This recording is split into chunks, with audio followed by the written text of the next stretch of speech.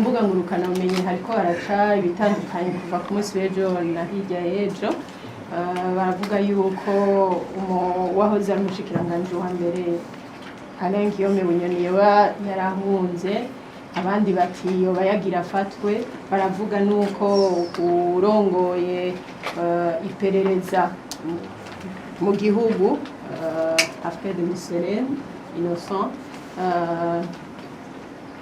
na Uwamahoro bashobora kuba bari mu iperereza.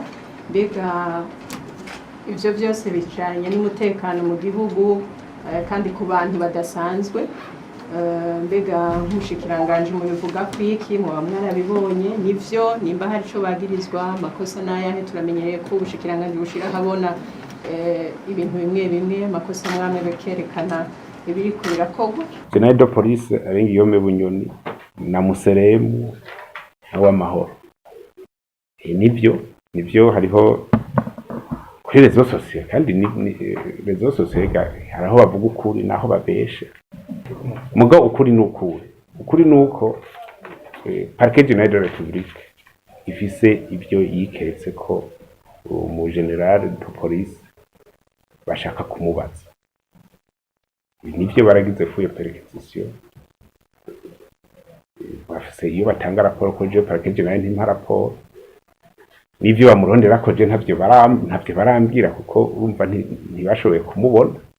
Turarindiriye rero ico bazoshika kongera bazotubwira nibashobora kumubona.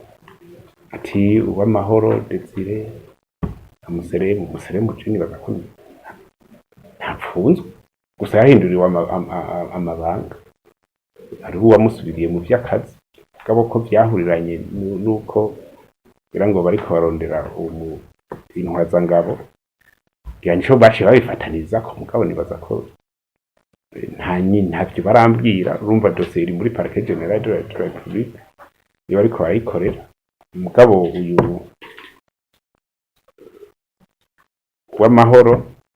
Uwamahoro narumvise bavuga yuko bariko baramwumviriza, iyo bamwumviriza kurumva ko ari Parquet General, urumva ko Parquet General ntayitwara, nta raporo baca bampubwo nyene ataco barashikako, bariko baramubaza kugira tuzomenya ivyo ari vyo nihagera. Nayo ibindi rero nibaza ko bazova bababwira mu butungane. Muri dosiye mu butungane jewe sininjira, je ndaba ivy'inyamiramabi. Mu gihe dosiye iriko irakorwa muri peji ca mu nyamiramabi, aho mwokimbaza no bishura. Muko dosiye iri mu butungane muri Parquet General ya Republika, nta byinshi nobabwira, ico nzi nico ndababwira.